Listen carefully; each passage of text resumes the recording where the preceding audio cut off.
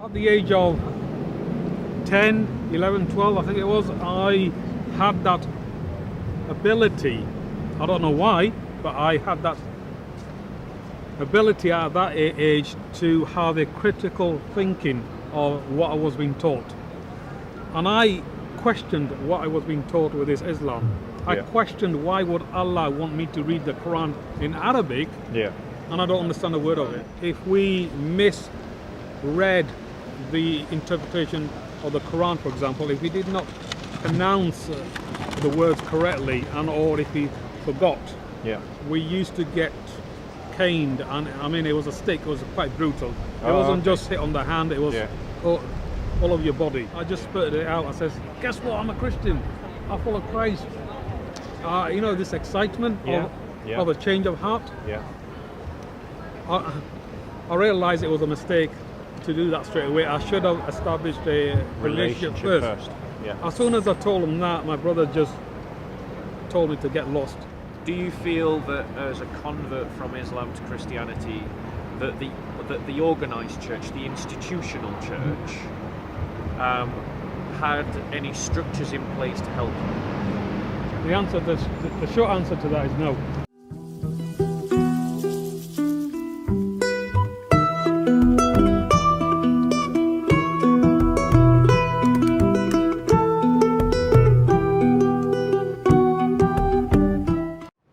Say hi to everyone who watches Soco Films on a regular basis, and if you're a new subscriber, we want to say welcome.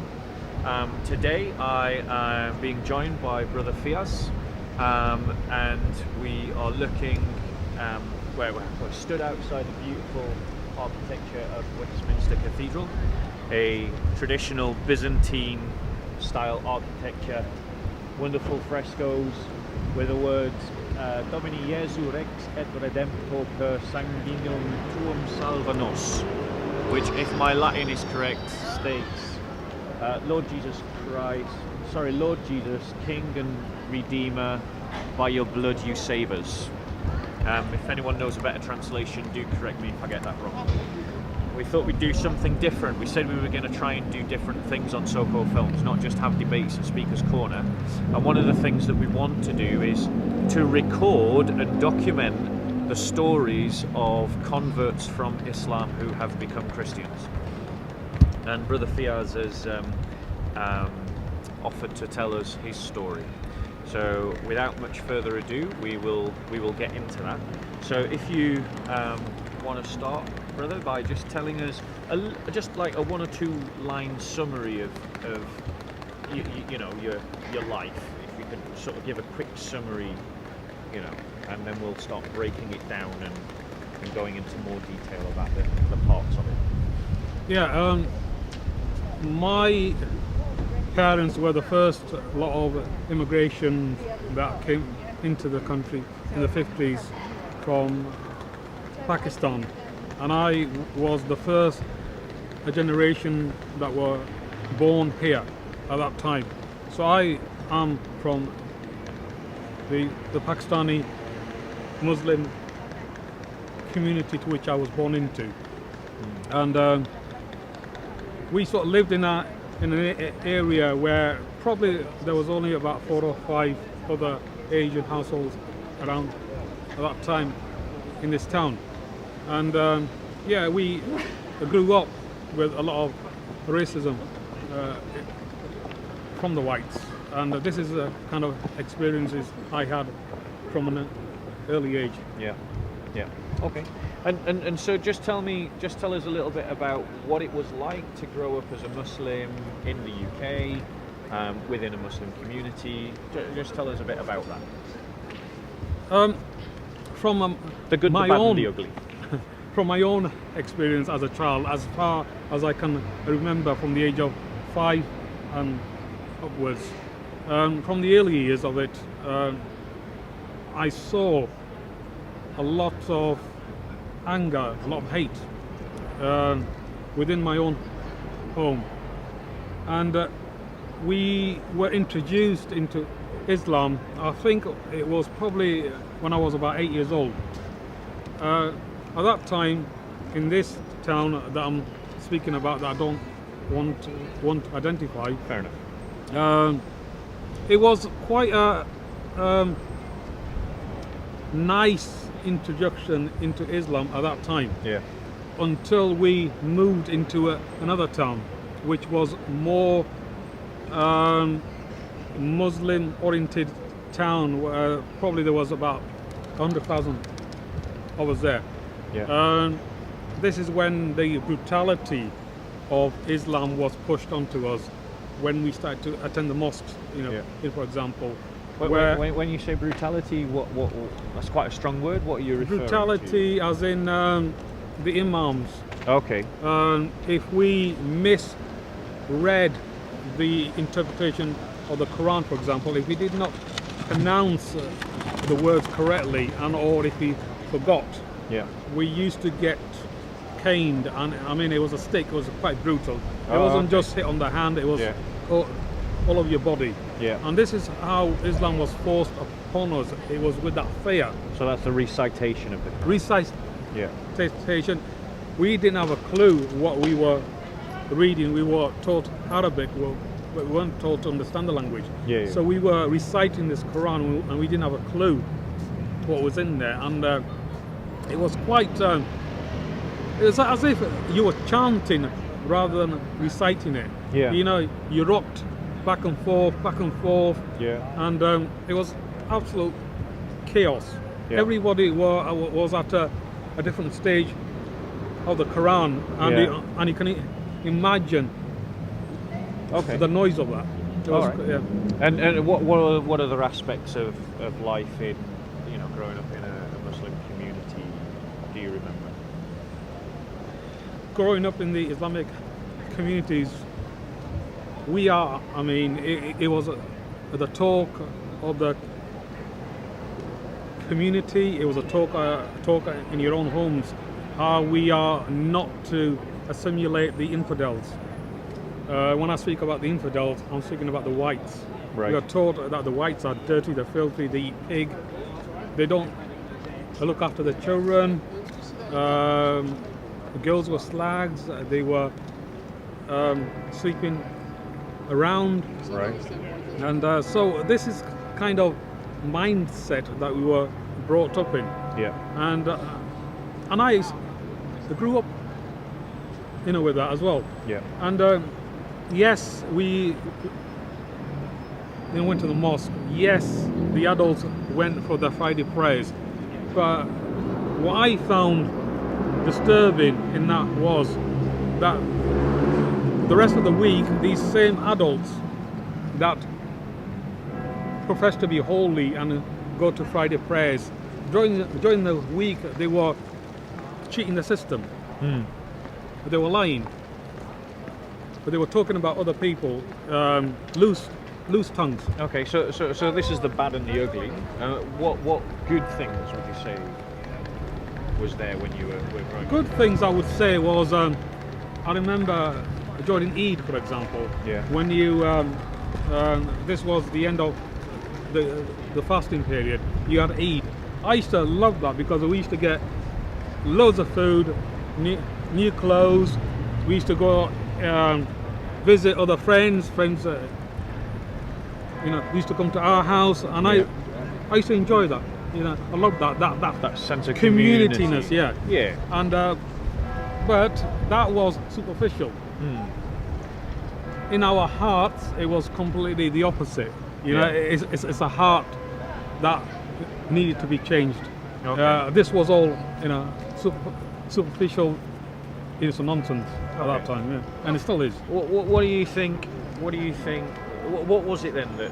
So I can tell that for even as a Muslim within the Muslim community, that Islam wasn't particularly resonating with you. It wasn't something that you were particularly wasn't connecting with you because of the way that you were experiencing it. What was it then that kind of put Christianity first on your radar? Or was there a particular experience or event or a person that for the first time, if you can remember, and it's all right if you don't, that you can remember Christianity sort of appearing in your mind, in your thinking? the first experiences I had of Christianity was at school. In my primary schools, we used to start the day. The head teacher used to start the day of the assembly with a Christian prayer. Yeah. And I also can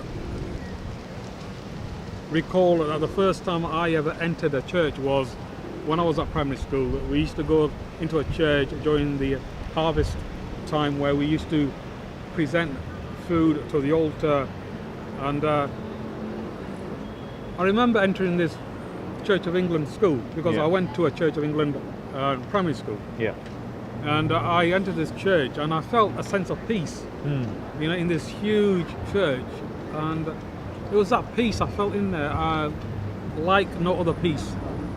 And it felt, to me, that felt really nice, a place where I found it trusting, peaceful.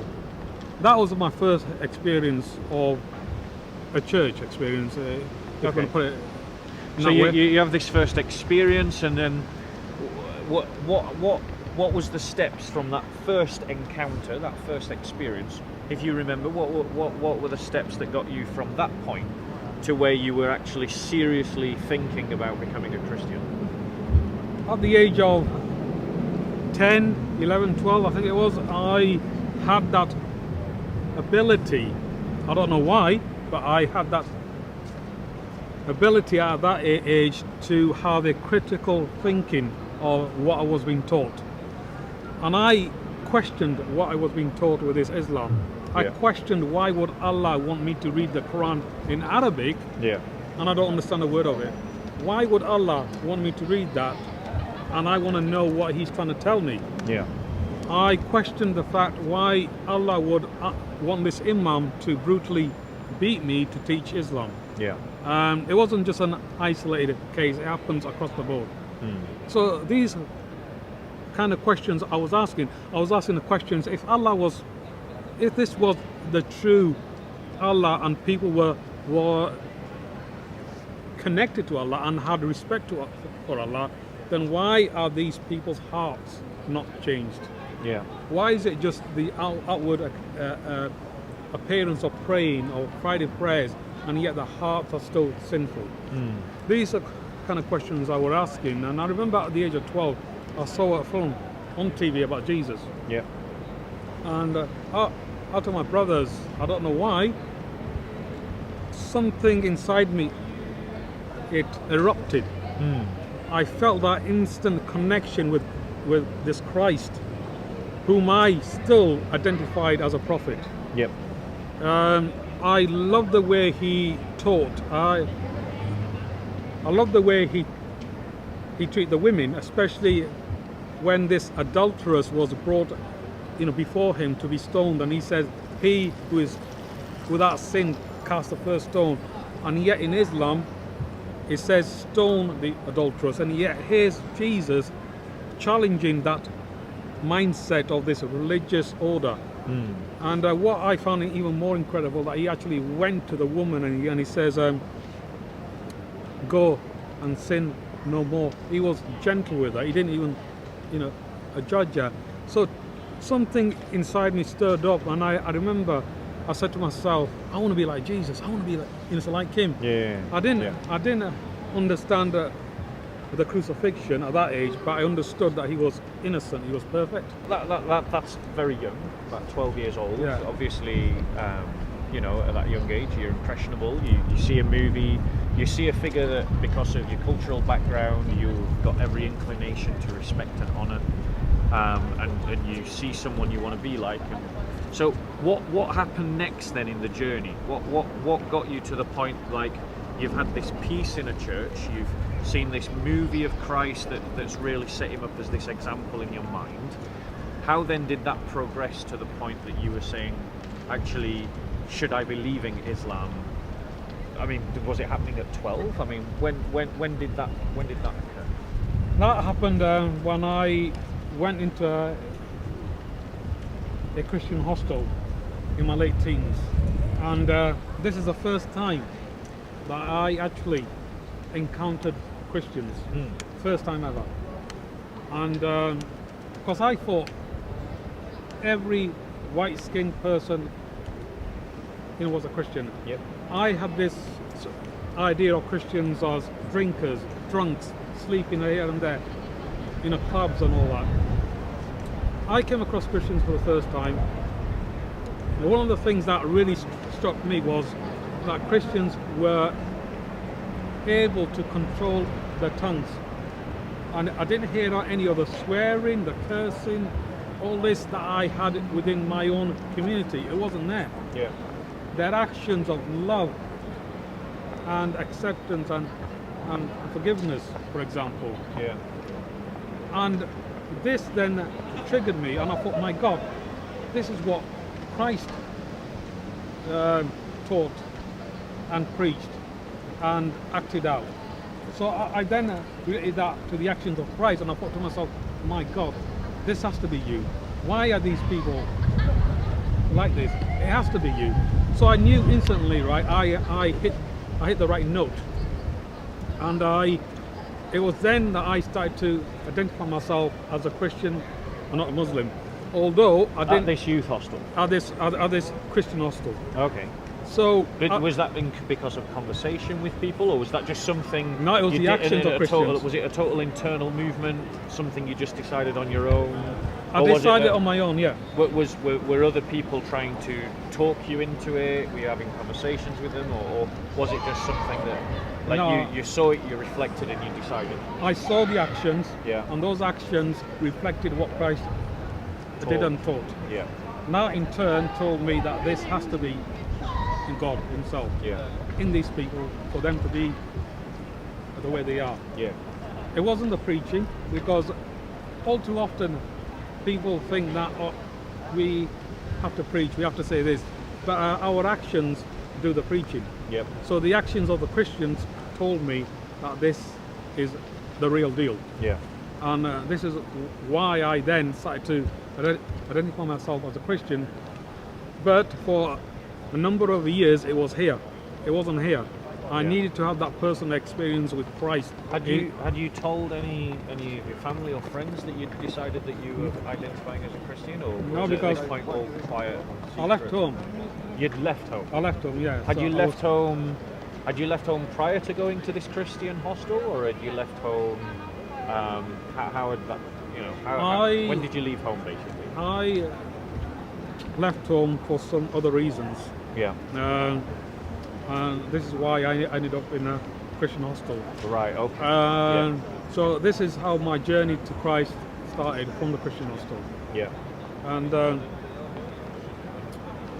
my family didn't know any of this at that time, because I had broken my contact with them Yeah. altogether. Okay. Right. Is that something that you want to explore in this interview? What happened with your family, or is that something private and you don't want to talk about it?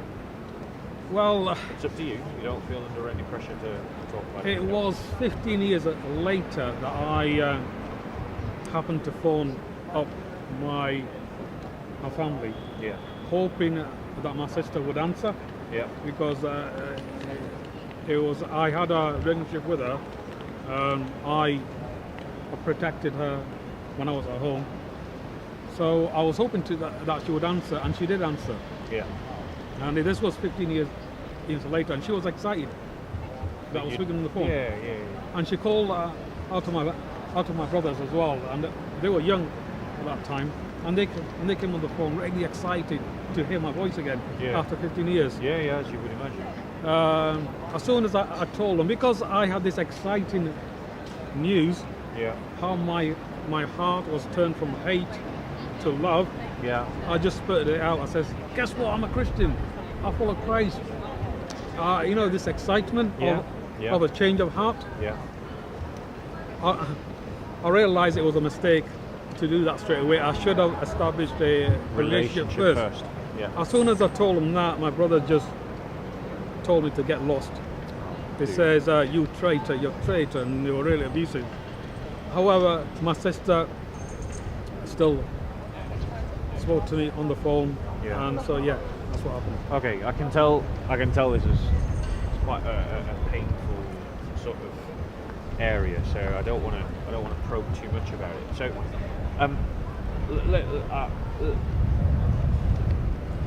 this rejection of your family. I just want to ask one more question on it. Like, that was the initial rejection. Has your family reconciled to the fact that you've become a Christian since? No, they haven't. I mean, I have to be extra careful, especially now that I am starting to speak out about what went on within the community, about what went on in the home itself. Yeah. You've heard of honor and shame. Yeah, I know about the honor shame. So the honor and shame within the Islamic arena is quite strong. Yeah. And if you break that code of honor and shame, then there are consequences. The consequences are death. Okay. So yeah, I have to be careful with that. So in terms of, so let's start talking about your Christian walk.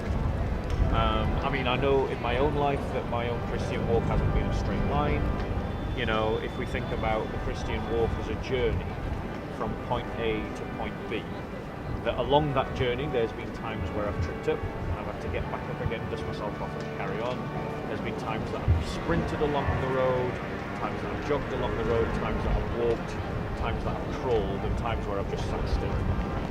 So let's talk about your own Christian journey, because we in the course of this interview we had the point where you identified as a Christian, and then we sort of skipped 15 years into the future. Tell me what happened from the time that you started to identify as a Christian inside the youth hostel to the point that you first contacted your family. So that first 15 years. I know you're not going to be able to summarise that, completely, but give a sort of general summary of some of the big events, some of the changes, how it impacted you, that kind of thing. Some of the main people that you might have met. The first few years of that were quite okay, but they weren't okay either. Yeah. I was taken in by a Salvation Army officer. Yeah. And I met his wife and 3 kids at that time. I became a part of the family.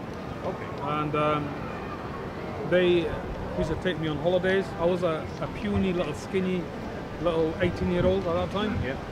And his wife used to do my ironing, my food, my cooking, everything. Like a mum. Yeah, like a mum. And I had stories about this guy, the husband. Stories that he was also gay. Right. And I just ignored that, I just brushed it up at that time, until a few years on, I think 2 or 3 years on, he made a pass at me. And I just had to end the friendship there. Right. And so, having lost my own family, and then trusting this guy, and for that to happen to me was the most horrendous thing that I've experienced. Yeah. The trust that I put on him, and the betrayal, and as a result of that, I ended up in prison. Okay. I don't want to go too into that. Okay. But I went into prison. That's the first time I experienced in a prison. Yeah. And I just cried out to God, and I just cried out to him. And I remember I went through a stage where I thought to myself, Christians, is this what Christianity is? I don't want to know. But something stirred me up inside, and I thought to myself, hang on a minute, Fyaz, don't look at man, right? This is not Christ. Keep your eyes on the cross. Yeah. And that's what helped me through that experience, is to be able to think on my own 2 feet. Yeah. As I said, at an early age, I was able to think on my own 2 feet, which is why I knew Islam was false. And at this point, I was able to think on my own 2 feet to know that Christ is real. Yeah. Don't keep your eyes on men. Okay. So you came out of prison, and then how did the journey progress from there? I came out of prison. When I was in prison, I just asked God. I said, God, get me out of prison, and I will start attending church. Yeah. And when I came out of prison, I kept my promise. I started to attend church. My first time I started to attend church other than the Salvation Army Yeah. Meetings. Yeah. And it's through there I started to experience the real love of Christians. Yeah. And it was there, as you said, that your journey, you slip up, you slip up, you slip up. I still had Christ here, but I didn't have Christ here. I still needed that personal experience with Him. Yeah. And it was only down the line when I ended up in Scotland, in a place where rehab. I wasn't on any drugs or alcohol issues. It was personal issues I had.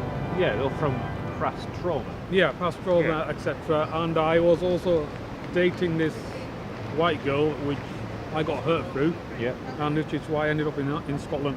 It was in Scotland that I actually dropped to my knees because I was actually in a pit, and I says, Christ, I want you in my life. I screwed up. I want you in my life. Yeah. And the next day, I woke up. I felt different. When I opened up the Bible, it wasn't just words. It was as if I was in the story. It just, the whole thing was real. Spiritual with him. experience. A spiritual experience with him, Yeah. which was quite amazing because I can remember I went around telling people, look at this in the Bible. I didn't know this was in the Bible. That great awakening happened. Yeah. Every time I went out, I had a burden of other people. I was praying to God. I says, God, is this a person off to hell? Is this person off to hell? I had that burden for the Yeah. people. Yeah. It's like So, being born again. born isn't it? exactly. When you see everything as if Definitely. you'd never seen the colour green before. That's right. Yeah, I know what you're talking about. So that was the experience I had. But having said that, I still made stupid errors. I learned from. But the thing was that I didn't have that fear of God as I did in Islam. Allah would come down on me with a stick and pound on me. Yeah. I knew that God was gentle. I knew that He understood the struggles I had. Yeah. And I knew that He could see what's in my heart rather than the mistakes Yeah. I You felt made. the mercy of it. Yeah, I felt Yeah. the mercy of it. Yeah. Yeah. So you had this process in Scotland where you were engaging with Christians. You were starting to, I guess, be supported by Christians. Is that right? Yeah. Like, and how did we get from that to getting to the point where you were picking up the phone? I mean, how close are we to that point where you decided to pick up the phone and call the family? It was in Scotland actually. Right. So Yeah. what got you to that point where, because you've not spoke to them for 15 years, what was it that got you to the point? Actually, I'm going to call my family. Well, actually, for the past four years, I used to call the house up Right. with a hope of my sister would answer. Okay. Because I knew that if So you had been calling before. yeah, on and off. Okay. But if my brothers answered or my parents, I used to hang up because I felt that if they knew I was phoning up, they would change the number. Yeah. So on this occasion, when I was up in Scotland, I phoned up again, and behold, it was my sister that answered this time. Okay. This was trying for 4 years, Yeah. on and off, on and off. Okay. Yeah. So you called them up. Your brothers turned round to you and they said, "Go away, you're a traitor." What happened after that? I felt hurt. I felt rejection. Although I was better equipped on dealing, with that, whereas previously I used to either draw inwardly Yeah. or try and harm myself, or I would have lash out. Yeah. Yeah. So you managed that a bit better. Yeah. Yeah. And how did your journey continue from that point? What happened as you moved forward in your faith from that point? Sort of give us a kind of summary over the next 10 years. Next or the next sort of big event that carried you forward in your faith? How did it go from there? I think the biggest challenge I faced was when I felt that God was telling me to move him back to England again. Right. And I wouldn't. I put it off and I put it off and put it off until I was literally forced, right, to have to leave Scotland. And I did return to England. And I then started to attend a church that I was introduced to. I became part of that church. Yeah. And I think it was there that I started to try and find my feet on what God was asking me to do. Yeah. Because in Scotland, God put it on my heart that I was to write a book and be a Billy Graham sort of type of figure to the Muslims. Yeah. And I just argued, with God at that time. I said, I don't want to do this. I said, and I was arguing with him. I said, I've already had a hard experience already. I don't want to be chased and killed. And then, you know how it stays in your head and it goes over, and I in the end relented. I said, God, if this is really you, then either speak to me audibly or speak to me in a dream. He chose to speak to me in a dream, in a vision, and he said in his timing. Okay. And 25 years later, I have now started to find my calling and put my face out there.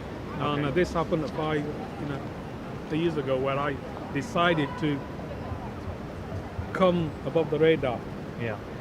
So in terms of like you because to some you obviously are going to be a controversial figure, because you shared a platform with Tommy Robinson, who for some sections of society is a controversial figure, for others a hero, and a lot of people probably ambivalent, don't really know who he is.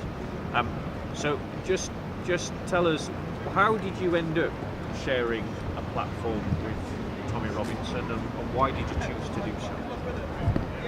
I had been observing EDL. EDL came to my attention when I saw him on TV sort of news, and I started to observe Tommy. And I remember the first time I actually spoke to him is when he came to the town I was staying in. He actually had a protest there. Yeah. And I went there with the intention of speaking to him. Yeah. So I saw a crowd of 200 EDL people there. I asked them where he was. Somebody pointed him out to me. He was a shorter guy than I am. I went up to him and I spoke to him and I told him who I was. And he asked me if I wanted to speak. I said no. He asked me if I wanted to have a photograph taken with him. I said no, because I felt that he will sort of use that for his own propaganda sort of thing. Yeah. So I said no to that. And that was that. I left it at that. Some years later, when Lee Rigby was killed, I felt this urge to go to London, where Tommy was having a protest with EDL. I felt this urge to go there and briefly speak and give EDL a ticking off for their behaviour. And I did. I spoke there briefly and I told them, I gave them a polite a ticking off, that if they want the British people to understand their concerns, they need to stop chanting Allah, Allah, Allah, who the F is Allah, or attacking the police. Yeah. And afterwards they were really appreciative. They shook my hand that I was honest with them. Yeah.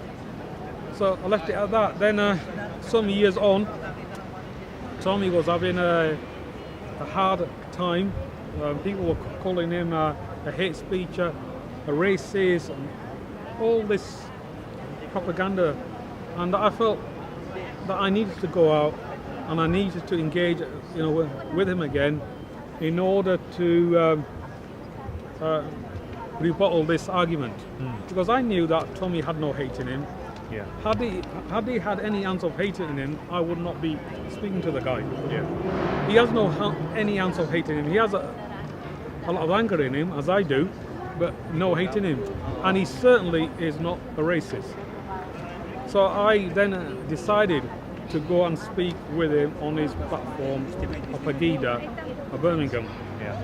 I asked him, can I fly a Pakistani flag there in order to show my community that you're not a racist? He says, yeah, fine.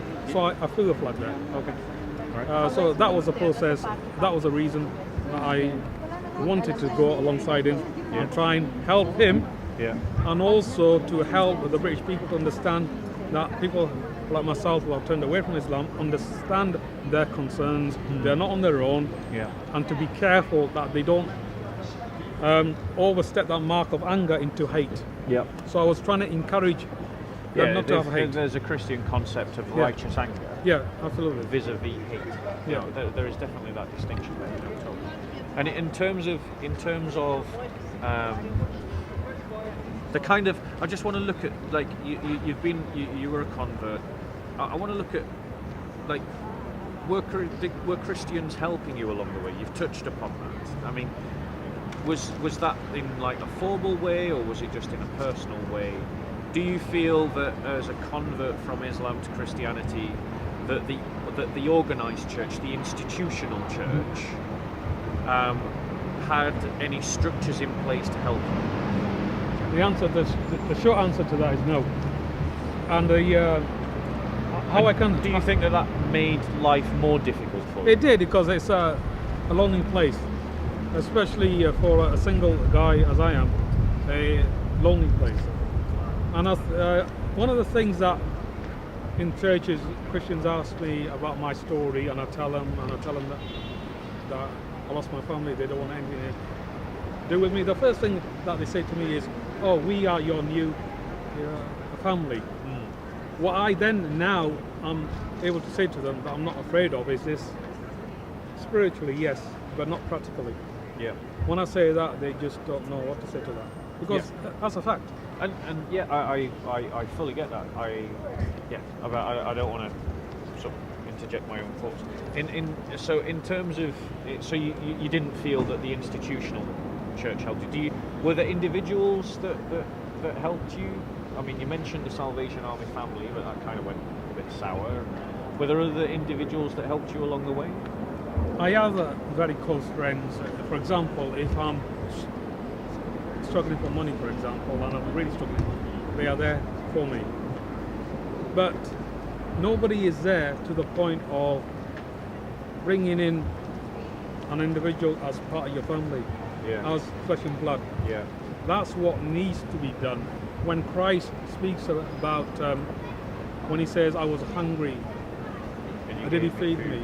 Yeah, blah, blah, blah. And so this is what we need to do, is to be that family. I'll give you an example. An elderly person from our church went in the hospital. He was about 80. He spent 2 weeks in church. And I asked him, did anybody from the church, come on, visit you? He says, just one person. I said, did any of the elders? He says, no.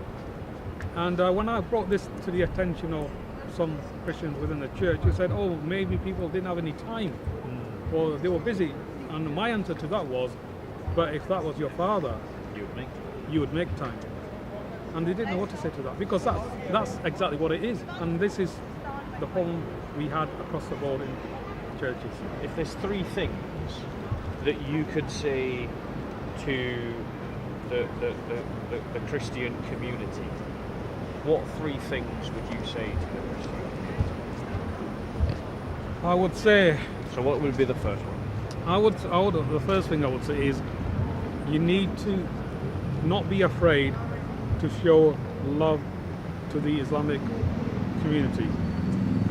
You're not going to offend anyone by exercising that love. You don't have to preach to them, just show them that practical love, of kindness, of friendship. Preaching on its own to them is not going to do the job. Preaching in action will bring Christ to them. The other thing is, the second thing is that once they have turned away from Islam to Christ, you need to be there for them practically, and that means practically as you are there for your own children. Yeah. So it's about being a family. Yeah. A proper family. Yeah. Because I think it is worth padding that out a bit. Because the Muslim community in the UK is about 90% of a particular ethnicity. The sense of community structure and the sense of structural community support is really strong within that group. You know, there are ways that people help one another. That when you leave that suddenly, you lose all your friends, you lose all your family, you lose all those networks of support. And if the church isn't there to lend a hand to brothers like you who become Christians, it is an incredibly lonely and difficult place. And I think that the church has got to learn how to be family to one another, but particularly to those who've left Islam and become Christians. I mean, what would be your reflection on that? I totally agree with that. I mean, for example, my own self, we are brought up in the structure that you speak of, that community structure that we're there for each other within the home, within the community itself. And when we leave that, when we lose that structure, and we then enter into the arena of the Christian community, we expect that same thing. Yeah. And when we don't see that, within the first year, for example, 80% of those individuals will return to their communities, back to Islam. Yeah. Because they haven't found that structure within the Christian arena. Yeah. And this is a problem that we have, and we seriously need to address. Yeah. Seriously need to address. No, I'm not going to find any argument from me. So we said three things that you would like to say to the church. You've said one, which is show love to Muslims. You've said two, which is show love to one another, but particularly those who are leaving Islam to become Christians, and be the family that they should be, practically, like you would be for your own family. What would be the third thing that you would say to the church?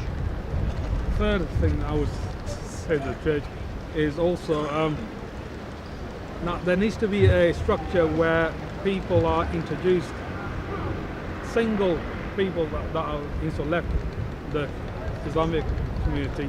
There has to be that structure where people are introduced to other singles, for example, because in our own communities, this structure is there where it's arranged, right? And this is where the church needs to understand, and it needs to it's a serious pastoral issue. Yeah, it is. Absolutely. It is. And ironically, it is actually something that the Western church has lost the art of, which is that we have lost the ability to create families, and the result of that is that because we're not helping our own to create families, our own, when they get to that age where they are thinking about the opposite sex and are thinking about trying to establish a family, the only facility that they have to do that is through the world's way of doing it. And that's just abandoning our own youth to sin, rather than creating those structures that meet the human need in such a way that is godly, but also meets the needs of converts who come from environments where those structures are in place. So it's a genuine pastoral issue that the church needs to get a grip to. And it goes to a point that I've said many times on Soco films, that we're led by leaders who are incompetent to the task that is entrusted to them. Finally, you said that you had been called to write a book. You've written this book. What's it called? It's called Letting Love Win, How I Left Islam and Found God. Okay. Can I just add, it's not a religious book per se. It's not about me turning from Islam to Christ. It's about personal experiences of abuse, of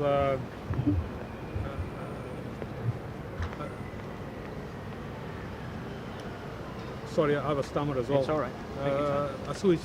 Suicidal attempts, depression. So it's got loads of issues in there that people can identify with. What I find interesting is that the atheists that have actually bought the book, I found it encouraging that they can identify with issues that are in there. That are not necessarily connected to Islam, but just connected to human life. Human life, absolutely. Okay, and where can people find this book if they want to buy a copy? And that's on Amazon, and it's also on Kindle for overseas.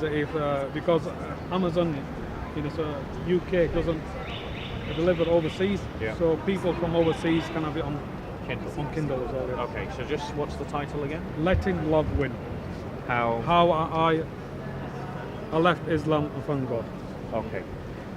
Brother Fyaz, I can tell you're still on a journey. I will keep you in my prayers. This is going to be the first of what we hope to be a whole series of videos where we catalogue, document and give voice to brothers like Brother Fyaz who've come from Islam to Christianity, or sisters, so that the church is aware of what challenges they face, so that the church can do better at addressing those challenges, and so that the church can see that actually, Muslims are becoming Christians all the time. And so if you out there are a Muslim who's seriously considering the Christian faith, I want you to see that you're not alone. And if you are a Christian who's living secretly as a Christian within a Muslim community, thinking that you're the only one, I want you to see that you're not alone. And I think it's only fair and appropriate that we allow Fyaz to have the last word. What message would you give to those who are either living secretly as Christians or who are seriously considering becoming a Christian from a Muslim background? I think what's happening at the moment, you have thousands of individuals that want to leave Islam, but they are afraid to do so. They're afraid to lose everything. And I think those that have actually experienced Christ, a personal experience, do take that final step and leave. And my hope is that I can encourage those individuals who are still on the fence is to take that step. Is to speak to individuals like me who have turned away from Islam and to engage with Christians. And there is help out there. Don't think that there isn't any help out there. There is help out there. You need to find out where the help is. And I feel encouraged that if we can start that process where it is normalized that people are leaving Islam, then it will become easier for people to leave Islam in the West. And I think, go on. Yeah, and I feel for the churches duty is to go out and love. All too often I hear Christians say, "Oh, but what am I going to say to these people? How am I going to tell them about Jesus? Or I don't know enough about Islam to engage with them." You don't have to. Use love. Love is enough. Love was enough for me to know it was Christ. Thanks very much. Peace be with you, brother. And you as well. It's great talking to you. And you as well. God bless you. Take care. It was interesting to do this interview. It's the first one of a series. We're going to be doing a whole bunch. We did say at the beginning of the year that we wanted to do things in Soco films that were not connected to Speaker's Corner, which is why you've got a change of scenery. A beautiful example of Byzantine architecture as opposed to the green fields of Speaker's Corner, Hyde Park. For me, like reflecting on Fyaz's story, it's clear that he's not done interviews before. It's clear that in terms of him telling the story, he was moving backwards and forwards and not necessarily telling the story in a linear fashion. I picked up that he'd moved backwards and forwards in places. However, I didn't want to challenge him on that because I wanted him to speak from his own experience. And what seems to have come from that is that Fyaz has gone through a really hard time, and that the example of Christ as a man of peace and a man of love was contrasted to negative experiences within his own upbringing, within the Islamic community, and a sort of disconnection between the fact that he was expected to believe and practice a faith that wasn't even in his own language. And he saw in Christ someone good that he wanted to be like. And the thing that drilled it home for him was the kind of St. Francis idea of conversion and evangelism, which is preach at all times and speak if you have to. Because he met Christians who practiced that faith, and that resonated with him. But it also tells us that being a Christian is not something that just sorts out all your issues. It's not something that makes everything good straight away, nor does it suddenly mean that everything gets hunky-dory. Being a Christian can involve suffering, can involve picking up your cross and following Christ. And that being a Christian suddenly doesn't make you perfect. You can still make mistakes. And that Christians around you can make mistakes. But to keep your eyes fixed on the Lord and not on man. To keep your eyes fixed on Jesus. And I think another thing that came out of that really strongly for me was the utter failure of the institutional church to support the brother. That you have someone who's come from a community quite unlike the English community, and that the structures were not there to support him after conversion. And he was in some ways left to struggle apart from obvious individuals that had come alongside him and supported him. And I think if the church wants to see more Muslims become Christians, then it not just has to do the evangelism, but it also has to have those structures in place that when they do become Christians, they are supported in the way that they need to be. Because at the point of conversion, there's often rejection by family and by friends. And that's because Christophobia is a real thing in the Islamic community. And it's not something we like to talk about. It's not something society is really familiar with, but it exists. Prejudice is a two-way street. And when you switch camp, as it were, that prejudice kicks in a harsher way, because as Fyaz's brother said to him, he was seen as a traitor. And so if the church wants to have an effective evangelization of the Muslim community, it has to have effective structures to support the convert after conversion. And what I find amazing is, despite all the suffering that Fyaz has gone through, and despite the fact that he still recognizes that he's got anger issues, when he was asked what was the three things that he could say to the church, the first thing that he said was, show love to Muslims. And the second thing he said was, show love to one another, especially those who are converting. And I think that is the power of Christ.